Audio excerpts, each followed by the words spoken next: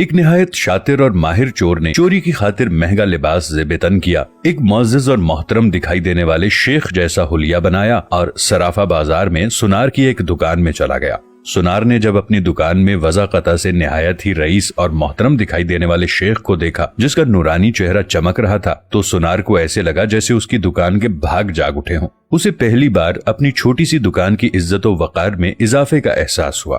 سنار نے آگے بڑھ کر شیخ کا استقبال کیا۔ شیخ کے بہروپ میں چور نے کہا، آپ سے آج خریداری تو ضرور ہوگی، مگر اس سے پہلے بتائیں کہ کیا آپ کے لیے ممکن ہے کہ آپ اپنی سخاوت سے ہمارے ساتھ مسجد بنانے میں حصہ ڈالیں؟ اس نیک کام میں آپ کا حصہ خواہ 1 روپیہ ہی کیوں نہ ہو۔ سنار نے چند روپے شیخ کے حوالے کیے ہی تھے کہ اسی اثنا میں ایک لڑکی جو در حقیقت چور کی ساتھی تھی دکان میں داخل ہوئی اور سیدھی شیخ کے پاس جا کر اس کے ہاتھوں کو بوسہ دیا اور التجائیہ لہجے میں اپنے اور اپنے اہل و عیال کے لیے خیر و برکت کی دعا کے لیے کہا۔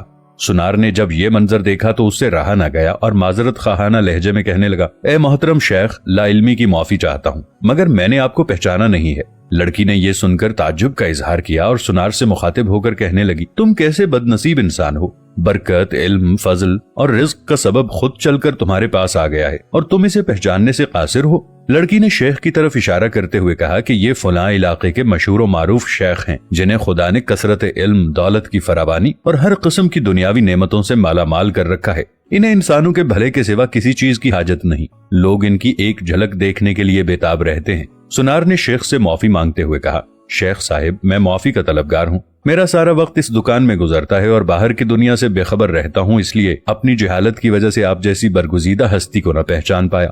شیخ نے سنار سے کہا، کوئی بات نہیں، انسان خطا کا پتلا ہے، غلطی پر نادم ہونے والا شخص خدا کو بہت پسند ہے۔ تم ایسا کرو، ابھی میرا یہ رومال لے لو اور 7 دن اس سے اپنا چہرہ پونچھتے رہو۔ 7 دنوں کے بعد یہ رومال تمہارے لیے ایسی برکت اور ایسا رزق لے کر آئے گا جہاں سے تمہیں توقع بھی نہیں ہوگی۔ جوہری نے پورے ادب و احترام کے ساتھ رومال لیا، اسے بوسہ دیا، آنکھوں کو لگایا اور اپنا چہرہ پونچھا۔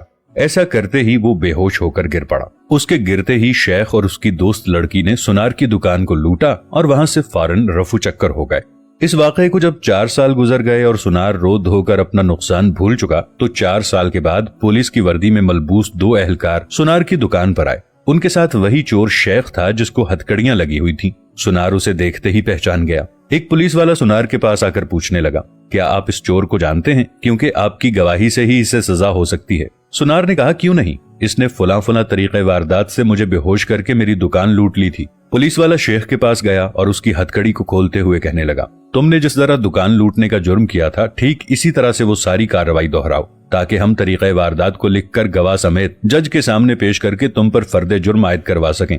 شیخ نے بتایا کہ میں اس طرح داخل ہوا اور یہ کہا، اور میری مددگار لڑکی آئی، اس نے فلاں بات کی، پھر میں نے رومال نکال کر دکاندار کو دیا۔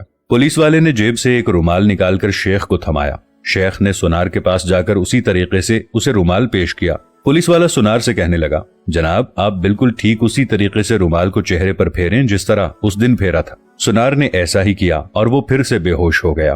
شیخ نے اپنے دوستوں کی مدد سے دوبارہ دکان لوٹ لی جنہوں نے پولیس والوں کا بھیس بدل رکھا تھا۔ تو دوستو، آج ہمارے ملک کا حال بھی بالکل یہی ہے، بھیس بدل کر وہی چور نئے روپ میں آ کر ملک کو لوٹتے ہیں اور عوام کو بے ہوش کر کے قومی خزانہ اللہ پاک ہمارے وطن عزیز کے حال پر رحم کرے، آمین۔